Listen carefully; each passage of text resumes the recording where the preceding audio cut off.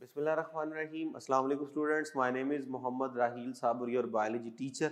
Last time हमने start किया हुआ था बायोटेक्नोलॉजी, जिसका हमने एक जो था वो कंप्लीट कर लिया था लेक्चर, जिसके अंदर आपने रिकॉम्बिनेंट डीएनए टेक्निक को देखा, फिर हमने पीसीआर को देखा, फिर उसी के अंदर हमने जीन एनालिसिस को देखा, डीएनए एनालिसिस या जीन एनालिसिस। आज हम बात करने जा रहे हैं ट्रांसजेनिक प्लांट की, ट्रांसजेनिक बैक्टीरिया की और ट्रांसजेनिक एनिमल्स की। तो ये पॉइंट जो है वो आपने ध्यान से सुनने हैं। आइए जी स्टार्ट करते हैं विद ट्रांसजेनिक बैक्टीरिया। अब ट्रांसजेनिक क्या होता है? ऐसा बैक्टीरिया जिसके अंदर फॉरेन जीन इंट्रोड्यूस करवाया है। यानी आप जो था लास्ट लेक्चर में सोच रहे थे कि हमने जीन इंसर्ट करना है और इंसर्ट करने के लिए हमारे पास एक स्पेसिफिक एक्सप्रेशन सिस्टम होना चाहिए जिसमें जाके जीन हमारा शो होगा। तो वो हमारे पास बैक्टीरिया अगर सिलेक्ट हो जाता है तो जिस बैक्टीरिया के अंदर मैं जीन इंसर्ट करूंगा वो मेरे पास क्या कहलाएगा? ट्रांसजेनिक बैक्टीरिया कहलाएगा। तो मेरे पास ट्रांसजेनिक बैक्टीरिया जिनके अंदर क्या होंगे? फॉरेन जीन होंगे। तो ऐसे बैक्टीरिया जिनके अंदर क्या होगा? फॉरेन जीन होगा, यानी ऐसा जीन जो उनका नहीं था। अब किस तरह जीन उनकी बॉडी में इंसर्ट किया जाता है? तो एक एनवायरनमेंट के अंदर हम कैल्शियम क्लोराइड और साथ बैक्टीरियम और साथ जीन डाल देते हैं। कैल्शियम क्लोराइड से जैसे ही बैक्टीरिया को ट्रीट किया जाता है तो वो सेल वॉल और सेल मेम्ब्रेन को परमिएबल कर देता है ताकि आसानी के साथ जीन बॉडी में अंदर दाखिल हो जाए। अब जैसे ही बॉडी में जीन चला जाएगा तो बैक्टीरिया क्या कहलाएगा? Transgenic bacteria. अब हमारे पास जीन जो है वो किसी भी करैक्टर का हो सकता है, हम अपनी मर्जी का जीन उसके अंदर डालेंगे और उससे क्या लेंगे? बेनिफिट्स लेंगे। माइट बी पॉसिबल वो ऐसे जीन हो जो कि एंटीबायोटिक पैदा कर रहे हो, माइट बी पॉसिबल वो ऐसे हो जो एंटीबॉडीज पैदा कर रहे हो, माइट बी पॉसिबल ऐसे हो जो आपकी बॉडी के लिए जो हार्मोन्स हैं उनको पैदा कर रहे हो, माइट बी पॉसिबल वो ऐसे जीन्स हो जो ऐसे केमिकल पैदा करें जो प्लांट के अंदर एंटी वो जो है पेस्टिसाइड की रेजिस्टेंस डेवलप कर दें। तो इस तरह के डिफरेंट फंक्शन जो है वो बैक्टीरिया से लिए जाते हैं। आइए कुछ इंपॉर्टेंट फंक्शंस को देखते हैं। The first one is bioreactor. तो बायोरिएक्टर बेसिकली वो इंस्ट्रूमेंट होता है जिसके अंदर बेशुमार जो है हम ट्रांसजेनिक बैक्टीरिया पैदा करते हैं और पैदा करने के बाद वो ट्रांसजेनिक बैक्टीरिया उसके अंदर अपने आप को मल्टीप्लाई करके क्या करते हैं? प्रोड्यूस करते हैं। तो उन्हें हम क्या बोलते हैं? Bioreactor. So large vats are used to produce transgenic bacteria। तो वो बड़े बड़े इंस्ट्रूमेंट जिनके अंदर हम ट्रांसजेनिक बैक्टीरिया बनाएंगे उन्हें बायोरिएक्टर्स कहते हैं। उसके बाद फार्मास्यूटिकल प्रोडक्ट। अब फार्मास्यूटिकल प्रोडक्ट्स क्या है? वो तमाम प्रोडक्ट्स जो मेडिसिन बनाने के लिए क्या की जाती हैं? यूज की जाती हैं। सपोज कीजिए हमारी बॉडी में डिजीज है किसी ना किसी प्रोटीन फैक्टर के कमी की वजह से। मिसाल के तौर पे मैं कहता हूं जी एक बंदे को डायबिटीज है यानी शुगर की बीमारी है। अब शुगर की बीमारी की वजह क्या होगी कि डेफिनेटली उसके अंदर इंसुलिन नहीं बन रही, तो हम उसको इंसुलिन के इंजेक्शन लगाते हैं। तो वो इंसुलिन हम कहां से पैदा करते हैं?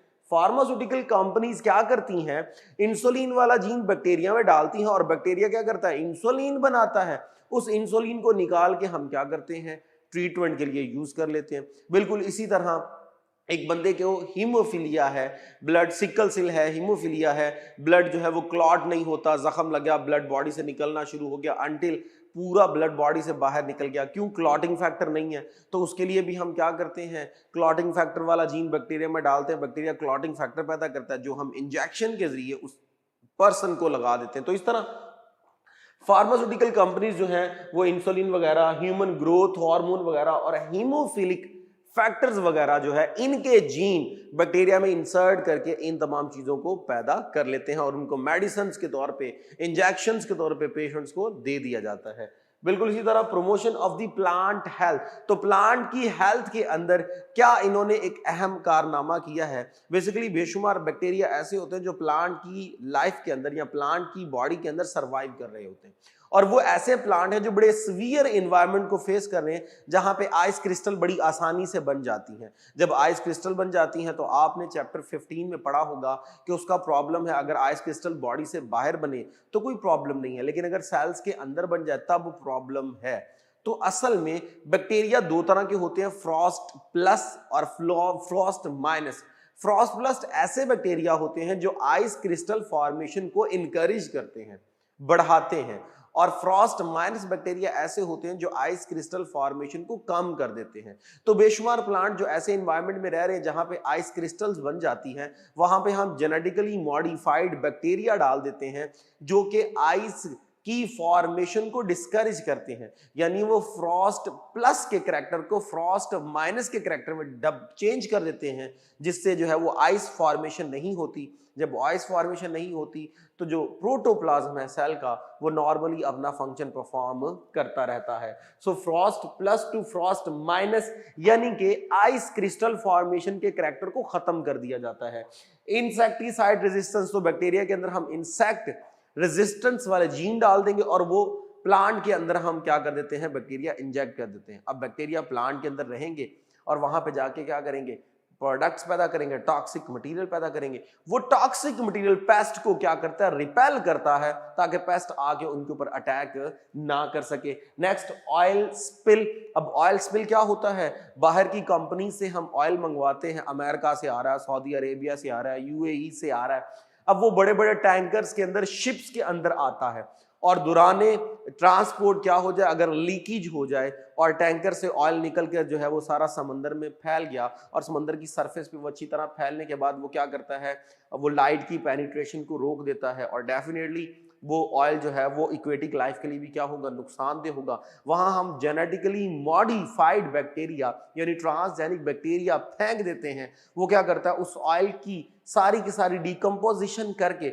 ऑयल को क्लीन कर देता है from the surface of the sea water, और इस तरह सारे का सारा वहां से जो है वो ऑयल क्या कर दिया जाता है, खत्म कर दिया जाता है। नेक्स्ट है जी हमारे पास बायोफिल्टर। अब बायोफिल्टर क्या होते हैं, एयर के अंदर बेशुमार ऐसे केमिकल्स होते हैं जो कि क्या करते हैं, एयर की क्वालिटी को डैमेज करते हैं। जैसे पेट्रोल वगैरह बर्न होता है और बेशुमार जो है वो टॉक्सिक सब्सटेंस प्लूटेंट जो है वो इन्वायरमेंट में आ जाते हैं, तो बैक्टीरिया, जेनेटिकली मॉडिफाइड बैक्टीरिया क्या करते हैं, इन्वायरमेंट में से उस प्लूटेंट को अब्सॉर्ब कर लेते हैं। इसे आप बायो अब्जॉर्प्शन का नाम दे सकते हो। ये क्या करते हैं, उन प्लूटेंट को अब्सॉर्ब कर देते हैं और एयर को मुकम्मल तौर पे क्या कर देते हैं, क्लीन कर देते हैं। कुछ ऐसे भी बैक्टीरिया जेनेटिकली हमने मॉडिफाई कर लिए हैं जो कि पेट्रोल में से सल्फर वगैरह को एक्सट्रैक्ट कर देते हैं ताकि सल्फर के कंपाउंड्स ही ना बने, ताकि हमारे पास जो है वो प्लूटेंट्स ही ना बने। सो हमारे पास बायोफिल्टर क्या होंगे, अब्सॉर्ब एयरबॉर्न केमिकल, यानी एयर के अंदर जितने भी हमारे पास प्लूटेंट्स हैं, जितने भी जनरेट होते हैं बर्निंग की वजह से या किसी और की वजह से, उनको क्या कर दिया जाए, अब्सॉर्ब किया जाए। Remove sulphur from the coal, तो कोल वगैरह में से सल्फर को निकाल दिया जाए ताकि जब वो बर्न करे तो सल्फर के कंपाउंड ना बने और उतनी ज्यादा हमारे पास प्लूटेंट जो है वो एयर में जनरेट ना हो। Suicidal genes are given. अब ये बड़ा अच्छा एक कॉन्सेप्ट है, जरा ध्यान से सुनिएगा। सुसाइडल जीन क्या होता है, आपने फर्स्ट ईयर के अंदर एक डेफिनेशन पढ़ी थी बायोपेस्टिसाइड, जहां आपने कहा था bacteria use as a pesticide. अब बैक्टीरिया को पेस्टिसाइड के तौर पे हम कैसे यूज करते हैं, हम बैक्टीरिया के अंदर एक जीन डाल देते हैं, उस जीन को बोलते हैं सुसाइडल जीन। जिस तरह एक सुसाइडल अटैक होता है कि बॉम्ब ब्लास्ट हुआ और वो ऑर्गेनिज्म जो पर्सन जो बॉम्ब ब्लास्ट करता है वो खुद भी मर जाता है और साथ और भी कुछ लोगों को ले डूबता है, बिल्कुल इसी तरह हम क्या करते हैं, बैक्टीरिया के अंदर एक जीन डाल देते हैं, उस जीन को हम क्या बोलते हैं, सुसाइडल जीन कहते हैं। अब वो सुसाइडल जीन क्या करेगा, बैक्टीरिया के अंदर एक टॉक्सिक सब्सटेंस पैदा करेगा। वो टॉक्सिक सब्सटेंस क्या करती है, बैक्टीरिया को किल कर देती है। अब इससे पहले कि जीन एक्टिवेट हो, हम क्या करते हैं, जीन बैक्टीरिया में डालते हैं और बैक्टीरिया को स्प्रेड कर देते हैं क्रॉप्स वगैरह के अंदर। बैक्टीरिया क्या करता है, फॉरेन पेस्ट के अंदर चला जाता है और उसका क्या बन जाता है, एंडोपैरासाइट बन जाता है। जैसे ही वो पेस्ट के अंदर जाके एंडोपैरासाइट बनेगा, उसका जीन एक्टिवेट होगा, केमिकल पैदा करेगा। वो टॉक्सिक केमिकल ना सिर्फ बैक्टीरिया को मारेगा बल्कि पेस्ट को भी मारेगा। इसे बोलते हैं बायोपेस्टिसाइड, जो एक सेंस में बायोलॉजिकल कंट्रोल ही है कि आपने एक लिविंग ऑर्गेनिज्म को यूज करके एक दूसरा लिविंग ऑर्गेनिज्म कंट्रोल कर लिया। तो वो भी इस तरह हम क्या करते हैं, यूज करते हैं। नेक्स्ट है जी ऑर्गेनिक केमिकल। बेशुमार हमारे पास आर्टिफिशियल स्वीटनर बनाए जा रहे हैं, जैसे कि डाइपेप्टाइड स्वीटनर, जिसे नट्रो स्वीट कहते हैं। ये एक आर्टिफिशियल स्वीटनर है जिसको डिफरेंट प्रोडक्ट्स के अंदर हम क्या करते हैं जी, मिठास पैदा करने के लिए यूज करते हैं। ये भी हमने केमिकल जो है वो बैक्टीरिया के अंदर जो है वो जीन इंसर्ट करके बनाए हैं। The last one is bioleaching. अब बायोलीचिंग क्या होता है, बेशुमार हमारी जगह पे मुख्तलिफ जगह पे जो है वो क्या की जाती है जी, माइनिंग की जाती है और बेशुमार जो है वो इंपॉर्टेंट जो मेटल्स हैं उनको एक्सट्रैक्ट किया जाता है माइनिंग के दौरान। तो कुछ ऐसी भी हमारे पास होती हैं मेटल्स जो बहुत ज़्यादा एक्सपेंसिव होती हैं, और जब आप उन्हें निकालते हो तो जो ऑर्स होते हैं, यानी जिनके अंदर जो सोर्स है मेटल्स का, उनके अंदर मेटल की जो कॉन्सेंट्रेशन होती है या अमाउंट होती है वो बहुत थोड़ी होती है। लेकिन हमारे लिए क्योंकि वो मेटल बड़ी प्रीशियस है तो वो थोड़ी से भी निकालना हमारे लिए बड़ी फायदेमंद होगी। तो उसके वक्त हम क्या करते हैं, ट्रांसजेनिक बैक्टीरिया यूज करते हैं जो उस सोर्स में से जहां बहुत माइनर क्वांटिटी में मौजूद है वहां से भी क्या कर लेते हैं, आसानी के साथ निकाल लेते हैं उन मेटल्स को। नेक्स्ट हम बात करते हैं जी ट्रांसजेनिक प्लांट्स की। अब ट्रांसजेनिक प्लांट क्या होंगे, डेफिनेटली ऐसे प्लांट जिनके अंदर फॉरेन जीन होगा। तो जिस तरह हमने बैक्टीरिया के अंदर जीन इंसर्ट किया, अब प्लांट्स के अंदर भी हम क्या करेंगे, जीन को इंसर्ट करेंगे। अब जब भी जीन इंसर्ट किया जाता है तो वो इमैच्योर स्टेज पे किया जाता है। अब इमैच्योर स्टेज क्या होगी, डेफिनेटली प्लांट एक मल्टी सेलुलर जो है वो बॉडी होती है, तो हमें उसके यूनिसेलुलर लेवल पे जाना है और उसके एक सिंगल सेल के अंदर हम क्या करेंगे, जीन इंसर्ट करेंगे ताकि जब वो मल्टीपल डिवीजन करे और एक कॉम्प्लेक्स स्ट्रक्चर बनाए तो हर सेल के अंदर वो जीन जा चुका हो। तो हम उसके यूनिसेलुलर लेवल पे जाएंगे, सिंगल सेल पे जाएंगे जिससे प्लांट बनना है, और उस सेल के अंदर हम क्या कर देंगे, जीन इंसर्ट कर देंगे। तो हम क्या करते हैं, प्लांट का हमने सेल लिया, उस सेल में से हमने सेल वॉल को रिमूव कर दिया।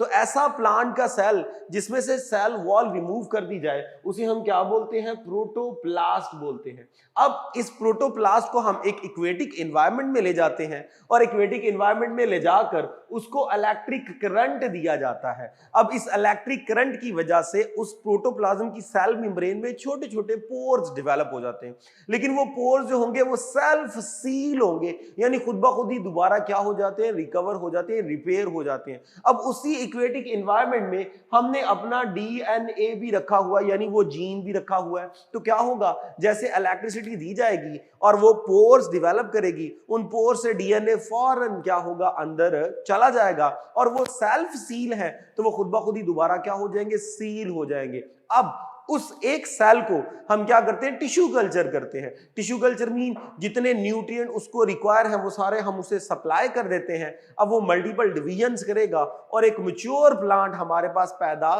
कर देगा। अब इससे फायदा ये होगा क्योंकि हमने सेलुलर लेवल पे जीन इंसर्ट किया है, तो जब मल्टीपल सेल्स बनेंगे तो हर सेल के अंदर वो जीन प्रोड्यूस हो जाएगा या इनहेरिट हो जाएगा जो जीन हमने एक सिंगल सेल में दिया था। अब उससे हम क्या क्या बेनिफिट्स ले सकते हैं। Number 1, resistance to pest. अब पेस्ट क्या होते हैं, बेशुमार हमारे पास जो क्रॉप्स होती हैं उनको डैमेज कर देते हैं, उनकी यील्ड को अच्छा खासा अफेक्ट करते हैं। इसलिए पेस्ट से बचने के लिए हमने क्या किया जी, प्लांट्स के अंदर ऐसे ऐसे जीन डाल दिए हैं कि प्लांट्स क्या करेंगे, अपनी रूट्स वगैरह से स्पेसिफिक केमिकल रिलीज करेंगे या अपने कुछ स्पेसिफिक जो है वो जगहों से क्या करेंगे, केमिकल रिलीज करेंगे। उन केमिकल्स की वजह से पेस्ट उनके ऊपर अटैक नहीं कर पाते। सो क्या होगा, कॉटन वगैरह, कॉर्न वगैरह और पोटैटो वगैरह, इनके डिफरेंट स्ट्रेन्स कहते हैं टाइप्स को, इनके डिफरेंट स्ट्रेन्स के अंदर हमने क्या किया जी, जीन इंसर्ट किए हैं और वो जीन्स की बिहाफ पे स्पेसिफिक केमिकल, टॉक्सिक केमिकल पैदा होते हैं जिनकी वजह से उनके अंदर रेजिस्टेंस डेवलप हो जाती है अगेंस्ट पेस्ट, यानी पेस्ट उनके ऊपर अटैक नहीं करते। Next, herbicide resistance.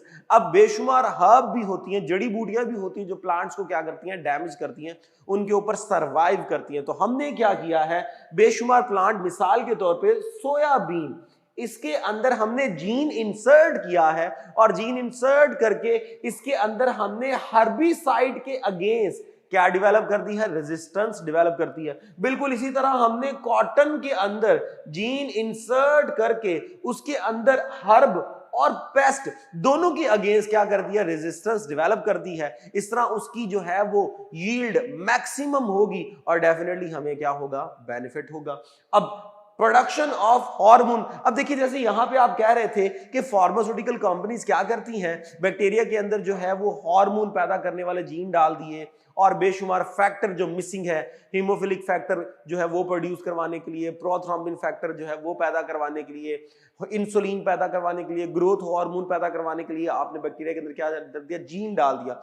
बिल्कुल इसी तरह अब वो जीन क्या कर दें, प्लांट्स के अंदर डाल दें। जैसे बैक्टीरिया अपनी बॉडी में वो बनाता था वैसे प्लांट अपनी बॉडी के अंदर बनाएगा। मिसाल के तौर पे मैंने वीट के अंदर डाल दिया तो उस वीट के अंदर इंसुलिन भी होगी, मैंने राइस के अंदर डाल दिया तो राइस के अंदर इंसुलिन भी होगी। तो इस तरह हमारी डाइट के तौर पे जो चीजें हम यूज करेंगे उन्हीं के अंदर हमारी मेडिसिन्स भी क्या होंगी, शामिल होंगी। यानी हमारे जो मिसिंग कॉन्सेप्ट्स हैं, जो मिसिंग चीजें हैं, वो चीजें भी उसी के अंदर क्या आ जाएंगी, शामिल हो जाएंगी। सो प्रोडक्ट्स ऑफ द ह्यूमन, तो ह्यूमंस की बेशुमार हार्मोन जो हैं वो और एंटीबॉडीज जो हैं वो क्या किए जा रहे हैं, प्लांट्स के अंदर जीन इंसर्ट करके पैदा करवाए जा रहे हैं।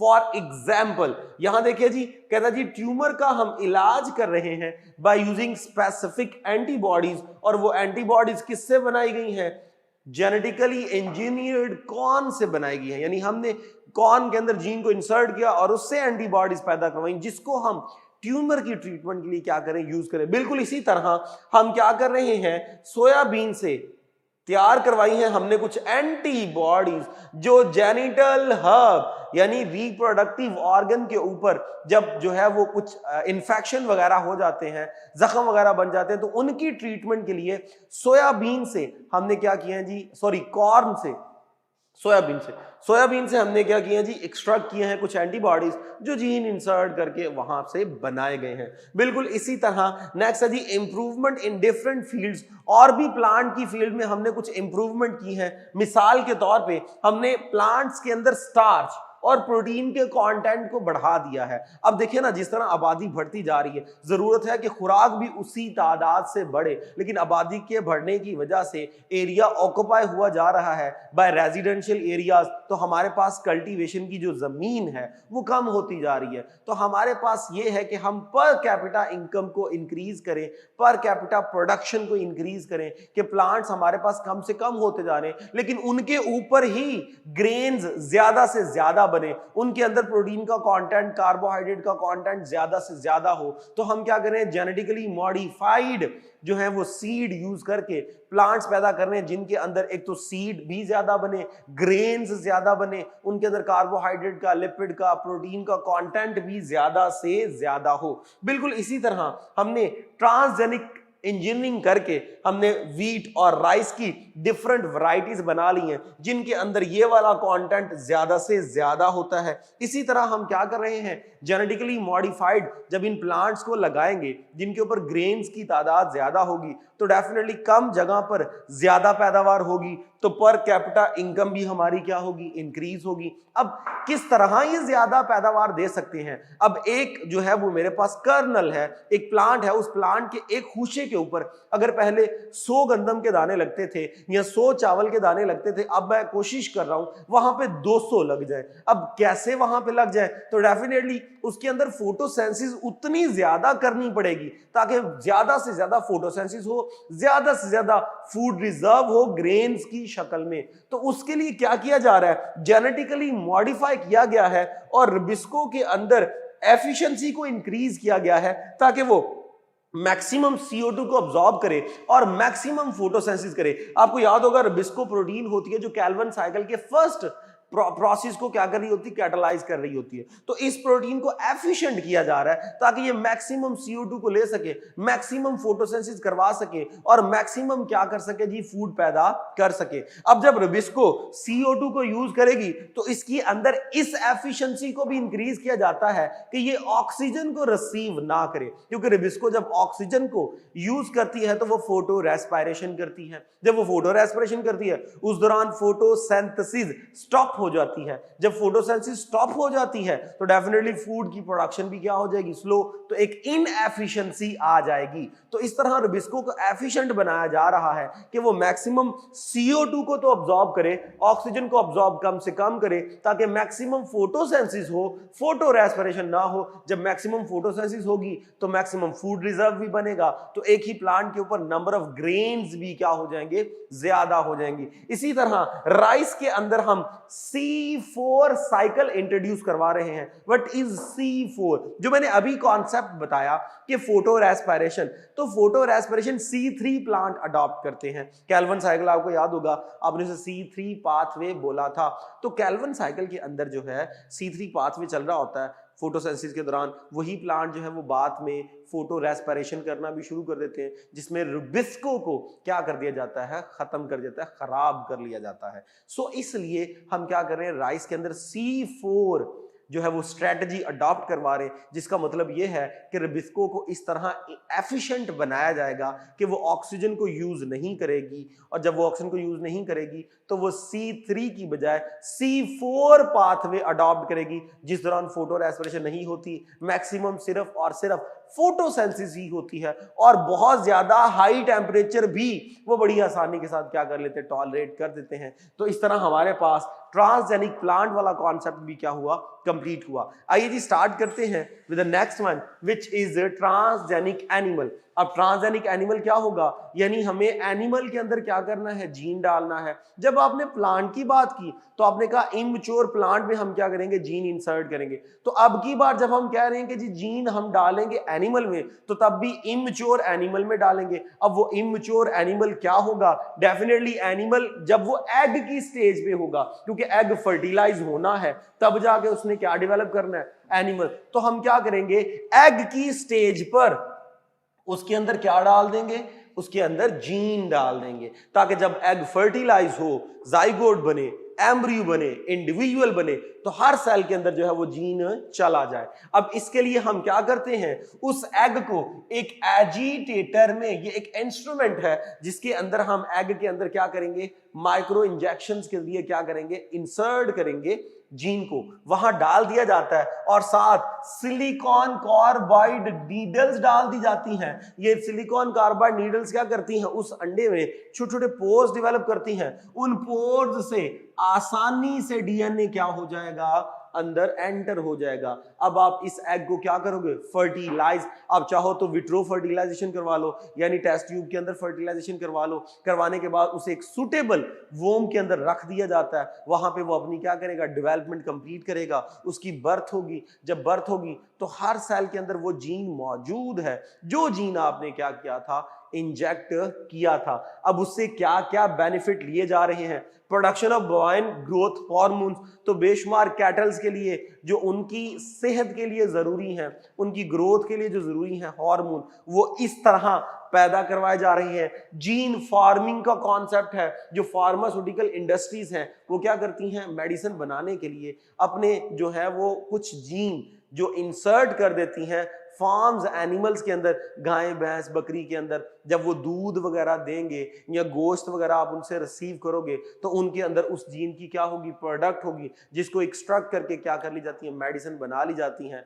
या आप वैसे ही गोश्त खा लीजिए, उनका दूध पी लीजिए, तो उसी के अंदर वो फैक्टर होगा जिसका जीन इंसर्ट किया है। अब कौन कौन सी चीजों के मुतालिक जो है वो ड्रग्स बना ली गई हैं बाय इंसर्टिंग जीन, तो जी सिस्टिक फाइब्रोसिस, ये हमारे पास जो है वो एक डिसऑर्डर है, जेनेटिक डिसऑर्डर है, जिसमें हमारे पास जो रेस्पिरेटरी ट्रैक है उसके अंदर म्यूकस बहुत ज्यादा थिक हो जाता है, क्योंकि क्लोराइड आयंस की जो है वो अपटेक करने की सलाहियत खत्म हो जाती है, जिसकी वजह से म्यूकस बहुत ज्यादा थिक होता है। जब वो थिक होता है तो वो ब्रोंक्यूल्स वगैरह को, ब्रोंकस वगैरह को ब्लॉक कर देता है, तो रेस्पिरेशन में क्या होती है, अच्छी खासी प्रॉब्लम। तो रेस्पिरेटरी ट्रैक का इन्फेक्शन हो जाता है, ब्लड कैंसर वगैरह, ब्लड की डिफरेंट डिजीजेस वगैरह, इनके लिए डिफरेंट क्या की जा रही है, ड्रग्स बनाई जा रही हैं by inserting gene in gene farming concept, यानी गाय भैंस बकरी वगैरह के अंदर डालकर। इसी तरह एंटीथ्रोम्बिन फैक्टर 2 जो है, जो कि क्या करता है जी, सर्जरी के दौरान जब ब्लीडिंग होती है उसको रोकता है, वो अच्छे खासे फैक्टर बना लिए गए हैं बाय इंसर्टिंग जीन, ताकि सर्जरी बड़ी आसानी से सेफली परफॉर्म हो सके। इसी तरह genes are inserted into the animals and protein appear in the milk, तो वही बात हम क्या करते हैं जी, जीन जो है डाल देते हैं एनिमल्स की बॉडी में, वो एनिमल जब दूध देगा तो उसके दूध में से क्या होगी, उसी जीन की प्रोडक्ट आएगी, आप उस दूध को पी लीजिए तो उसी में वो फैक्टर होगा जिसकी आपको रिक्वायरमेंट है। आजकल साइंटिस्ट जो है वो प्रेफर कर रहे हैं कि यूरिन से पैदावार आए, मीन जहां हम कह रहे थे कि पैदावार जो है वो मिल्क से आए, वहां पे वो कोशिश कर रहे हैं कि पैदावार कहां से आए, वो यूरिन से आए, मिल्क की बजाय। अब क्या वजह है कि यूरिन को प्रेफर किया जा रहा है? बेसिकली मिल्क जो है वो सिर्फ और सिर्फ फीमेल देती है, जबकि यूरिन मेल और फीमेल दोनों देता है, इस तरह पैदावार ज्यादा हो जाएगी। दूसरा, जो मिल्क होता है वो एक स्पेसिफिक एज पे शुरू होता है और स्पेसिफिक एज पे खत्म हो जाता है, लेकिन जो यूरिनेशन है वो फ्रॉम डे फर्स्ट स्टार्ट हो जाती है और टिल डेथ होती रहती है। तो इसलिए इसको प्रेफर किया जा रहा है कि मैक्सिमम क्या किया जाए, यूरिन को यूज किया जाए, ताकि जो है वो उसमें से जेनेटिकली इंजीनियर्ड जो प्रोडक्ट होगी हमारी वो निकाल ली जाएगी और डिफरेंट मेडिसिन बनाने के लिए या डिफरेंट डिजीज के लिए जो है वो आसानी से हम उसको क्या कर सकते हैं, यूज कर सकते हैं। आइए अब हम नेक्स्ट टॉपिक स्टार्ट करते हैं, which is gene therapy. Gene therapy, अब जीन थेरेपी क्या होगा, हमारे अंदर बेशुमार डिजीज ऐसी होती हैं जो कि किसी डिफेक्टिव जीन की वजह से होती हैं। मीन जीन जो है वो खराब इनहेरिट हुआ है पेरेंट से, जब जीन खराब है तो डेफिनेटली जीन ने जो फंक्शन परफॉर्म करना है वो नॉर्मली फंक्शन परफॉर्म नहीं होगा। अब बाकी तो कुछ ऐसी डिजीज हैं कि आपने जो प्रॉब्लम है आप मेडिसिन खाएं आप ठीक हो जाएंगे, लेकिन जिनमें जीन ही डिफेक्ट हो, जब तक वो डिफेक्टिव जीन रिप्लेस ना कर दिया जाए तब तक उस बीमारी की कोई ट्रीटमेंट नहीं है। तो डिफेक्टिव जीन को नॉर्मल जीन के साथ रिप्लेस कर देना, ये आपके पास जीन थेरेपी कहलाता है। तो इसमें हम क्या करते हैं, नॉर्मल जीन जो है वो बॉडी के अंदर डाल देते हैं, जो डिफेक्टिव जीन को ओवरकम कर लेता है और हमारी बॉडी में नॉर्मल फंक्शन परफॉर्म करना शुरू कर देता है। अब बॉडी के अंदर किस तरह जीन इंसर्ट किया जाता है, दो मेथड है, एक है आपके पास एक्स वीवो और एक है in vivo. X vivo, Vivo का वर्ड जहां भी आएगा वो बॉडी को शो करता है। जैसे आपने विट्रो सुना होगा, vitro mean within test tube, so in vitro mean inside the test tube. Ex vivo, vivo mean body, so ex vivo outside the body, in vivo inside the body. तो पहले हम बात कर रहे हैं ex vivo therapy. अब ex vivo therapy में हम क्या करेंगे, सबसे पहले जो डिफेक्टिव जीन वाला सेल है हम उसको क्या करेंगे, बॉडी से बाहर निकाल लेंगे। और ज्यादातर याद रखिएगा हम क्या करते हैं, यहां पे हम जो है वो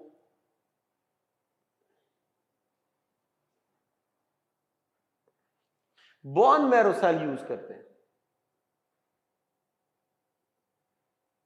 क्योंकि ये बॉडी का स्टेम सेल है, बहुत ज्यादा प्रोलिफरेट होता है, डिवाइड होता है, तो हम सेल को निकालते हैं, उसको रेट्रोवायरस के साथ ट्रीट करते हैं। अब ये रेट्रोवायरस वो होगा जिसके अंदर हमारा नॉर्मल जीन होगा।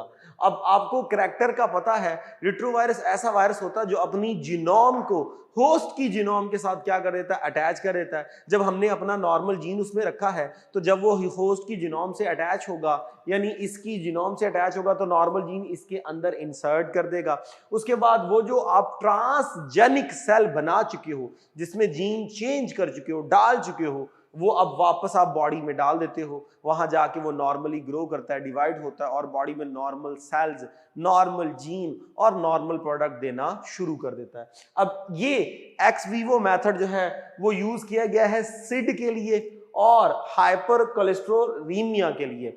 अब सिड क्या होता है, सिड कहते हैं severe combined immuno deficiency syndrome. इस बच्चे के अंदर क्या होता है, एडीए। What is ADA?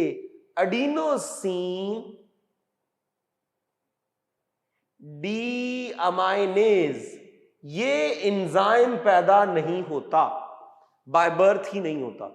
जब ये एंजाइम नहीं पैदा होगा तो इस एंजाइम का काम क्या होता है, ये टी और बी की मैच्योरेशन करता है। जब टी और बी मैच्योर ही नहीं होंगे तो डेफिनेटली लाइफ थ्रेटनिंग इन्फेक्शन है। इस लाइफ थ्रेटनिंग इन्फेक्शन के अंदर क्या होगा, डेफिनेटली मरने के चांस बहुत ज्यादा है, क्योंकि बॉडी में इम्यूनिटी ही डेवलप नहीं हो रही। इसके लिए हम एक्स वीवो अडॉप्ट कर चुके हैं और हाइपर कोलेस्टेरोलीमिया के अंदर हम क्या करते हैं, लीवर के अंदर कोलेस्ट्रॉल को अपटेक करने के और उसको प्रॉपर मेटाबोलाइज करने की एबिलिटी खत्म हो जाती है, क्योंकि उसके अंदर वो रिसेप्टर ही नहीं बनते जो कि कोलेस्ट्रॉल की रेगुलेशन को क्या करेंगे, कंट्रोल करेंगे। तो हम क्या करते हैं, लीवर का सेल निकाल कर उसको ट्रीट करते हैं विद रेट्रोवायरस। रेट्रोवायरस से ट्रीट करके नॉर्मल जीन डाल के उसको वापस लीवर में ग्राफ्ट कर देते हैं, जिससे वो नॉर्मल तरीके से डिवाइड होना शुरू करता है और लीवर के अंदर वो नॉर्मल जीन और उसकी प्रोडक्ट जाना शुरू हो जाती है। ये था एक्स वीवो मेथड। आते हैं in vivo method. In vivo method में हम क्या करेंगे, हमें जीन को बॉडी के अंदर इंसर्ट करना है, बॉडी के अंदर लेके जाना है, ना कि सेल को बाहर निकाल के सेल के अंदर डालना है। तो इसमें क्या होगा, लिपोसोम्स प्रिपेयर किए जाएंगे। अब लिपोसोम्स क्या होते हैं, these are lipoprotein in nature. अब लिपोप्रोटीन क्या होगा, लिपोप्रोटीन स्टैंड्स फॉर, इसमें लिपिड और प्रोटीन के छोटे छोटे वेसिकल्स तैयार किए जाते हैं, ड्रॉपलेट्स तैयार किए जाते हैं। उन ड्रॉप्स के साथ हम जीन को कोट कर देते हैं। अब उसके बाद इसको स्प्रे किया जाता है, या तो नेजल की केस में नेजल स्प्रे कर देते हो, या बॉडी के अंदर सेल्स के अंदर इनको डायरेक्ट क्या कर देते हैं, इंजेक्ट कर देते हैं। तो अब देखिए सेल्स को हम डायरेक्ट बॉडी के अंदर इंजेक्ट करने जा रहे हैं, ना कि सेल बाहर निकाल रहे हैं। ये हो गया इन वीवो। अब इसको यूज किया जा रहा है सिस्टिक फाइब्रोसिस की ट्रीटमेंट के लिए। अब सिस्टिक फाइब्रोसिस, जैसे मैंने पहले भी बताया कि क्या होता है कि रेस्पिरेटरी ट्रैक के अंदर क्लोराइड आयोन्स की अपटेक की एबिलिटी जो है वो खत्म हो जाती है। सो क्लोराइड आयोन्स को प्रॉपर मैनेज नहीं कर पाएगा, जिससे म्यूकस बहुत ज्यादा थिक हो जाता है और patient will die due to severe respiratory infection.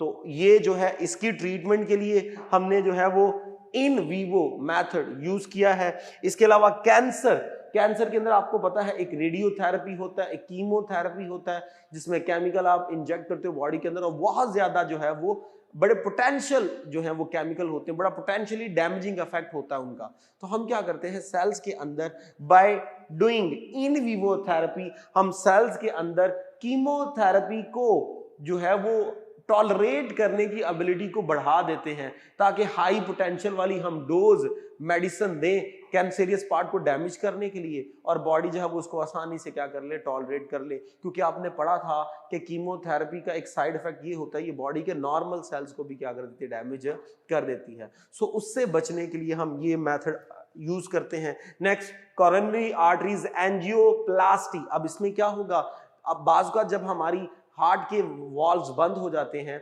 Heart की कोरोनरी आर्टरीज बंद हो जाती हैं, तो उन कोरोनरी आर्टरीज को ओपन करने के लिए एक बलून कैथीटर यूज किया जाता है, जो कि क्या करता है, उन ब्लॉक आर्टरीज को खोल देता है ताकि ब्लड का आसानी से क्या हो सके, फ्लो हो सके। लेकिन चूंकि आर्टरीज बाय नेचर क्या होती है, इलास्टिक होती हैं, वो दोबारा कॉन्ट्रैक्ट हो जाती हैं। जब वो दोबारा कॉन्ट्रैक्ट होती हैं तो वो कैथीटर को भी क्लोज कर देती है और दोबारा ब्लड का फ्लो क्या हो जाता है, रुक जाता है। सो उससे निपटने के लिए हमने नई स्ट्रेटजी क्या अडॉप्ट की, हम इस बलून के साथ कोट कर देते हैं एक प्लाज्मिड को, और उस प्लाज्मिड में हम जीन डाल देते हैं। अब ये जो जीन होगा ये पैदा करेगा वास्कुलर एंडोथेलियम ग्रोथ फैक्टर, जिसका काम ये होगा कि वो जो आर्टरीज हैं जो क्लोज हो गई हैं उनको दोबारा क्या कर दिया जाए, प्रोलिफरेट कर दिया जाए, वो दोबारा ओपन हो जाए ताकि ब्लड का फ्लो क्या हो जाए, दोबारा रीस्टोर हो जाए। अब फ्यूचर में इसी मेथड को हम यूज करने जा रहे हैं for the treatment of haemophilia, diabetes, Parkinson diseases और एड्स, और होप सो हम इंशाल्लाह इनमें कामयाब भी हो जाएंगे। सो ये स्टूडेंट आपका जो था वो बायोटेक्नोलॉजी का पूरा सिलेबस कंप्लीट हुआ। होप सो आपको समझ आई होगी। अब तक के लिए इतना ही, इजाजत दीजिए। Thank you very much. Allah Hafiz.